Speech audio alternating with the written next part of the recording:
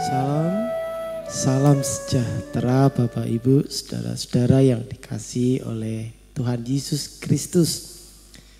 Mari kita sejenak menggunakan waktu ini. Mari kita awali di dalam doa.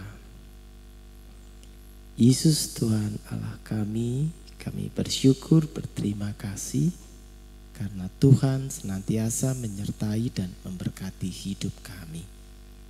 Saat ini sejenak kami menghayati perjalanan hidup kami.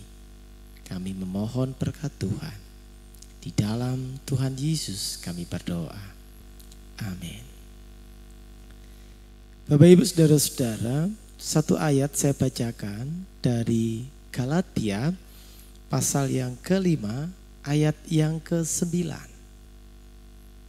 Galatia pasal 5 ayat 9. Sedikit ragi sudah mengkamirkan seluruh adonan. Sedikit ragi sudah mengkamirkan seluruh adonan. Ayat ini ditulis oleh Rasul Paulus kepada jemaat di Galatia untuk memaknai kemerdekaan di dalam hidupnya sebagai anugerah yang dia terima ketika mereka umat yang ada di Galatia pada waktu itu mengikut Tuhan Yesus. Ragi tentu kita mengenalnya. Ketika saya mencoba membaca kegunaan ragi di zaman itu, dan kemudian coba saya lihat ragi yang ada di sekitar kita, tidak jauh berbeda.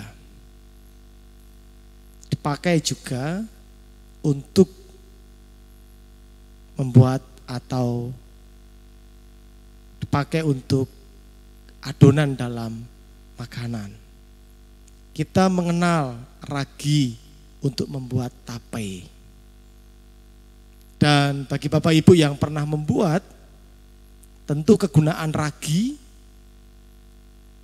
sangat sedikit yang dibutuhkan untuk membuat tape. Baik itu tape ketan maupun juga tape dari ketela pohong. Nah,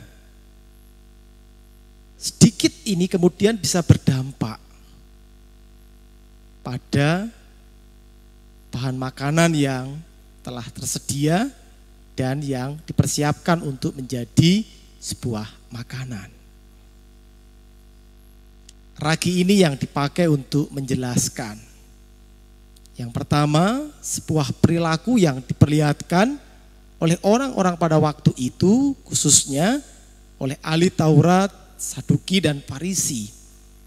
Ketika mereka mempraktekkan hukum Taurat yang kemudian berdampak bagi terjadinya sebuah penghukuman. Dan ragi ini dipakai oleh Rasul Paulus untuk mengingatkan, ini juga dipakai untuk mengingatkan umat pada waktu itu kehadiran mereka agar bisa mewarnai kehidupan. Atau kalau kita sering menyebut bahwa hidup kita harus menjadi garam dan terang dunia. Di ayat yang selanjutnya akan saya bacakan di ayat yang ke-14 dan 15. Sebab seluruh hukum Taurat tercakup dalam satu firman ini, yaitu kasihilah sesamamu manusia seperti dirimu sendiri. Tetapi jikalau kamu saling menggigit dan saling menelan, awaslah supaya jangan kamu saling membinasakan. Rasul Paulus mengingatkan, keberadaan kita meski kecil seharusnya bisa berdampak. Tentu yang diharapkan adalah dampak yang baik. Bahwa kehadiran kita adalah mewartakan karya-karya Allah yang telah diperlihatkan, dihadirkan oleh Allah kita, Tuhan kita, Yesus Kristus. Oleh karena itu pada saat ini mari kita berefleksi. Hidup yang kita jalani berdampak sebagaimana yang kita harapkan atau berdampak membuat sesuatu tidak baik. Sebagaimana ragi. Dan tadi bisa dimaknai dua hal. Bisa membusukkan atau sesuatu yang jahat, tetapi juga bisa untuk menghadirkan karya Allah. Nah, apa yang kita pilih saat ini? Keberadaan kita, pengetahuan kita, berkat-berkat yang kita terima. Kita pilih untuk apa? Kita ini ragi.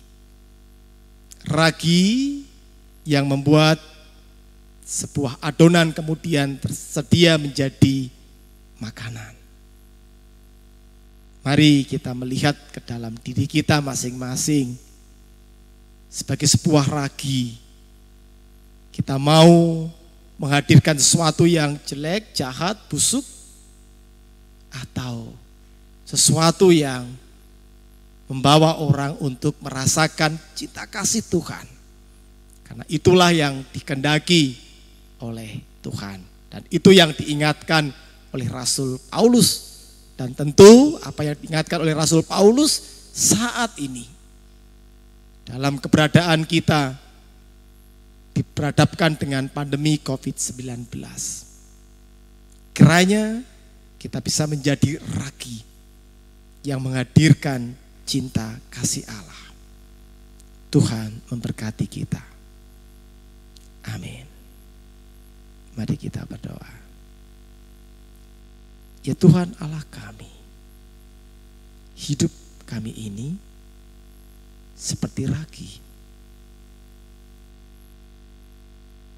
Kami memilih agar seperti ragi yang berdampak baik, membuat sebuah adonan yang kemudian tersaji menjadi makanan yang dapat dinikmati oleh siapapun.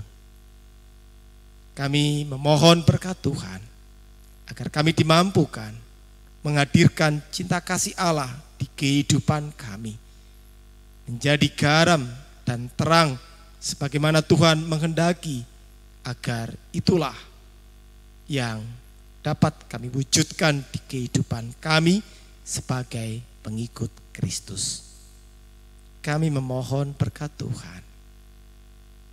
Di dalam Tuhan kami Yesus Kristus kami berdoa dan bersyukur. Amin.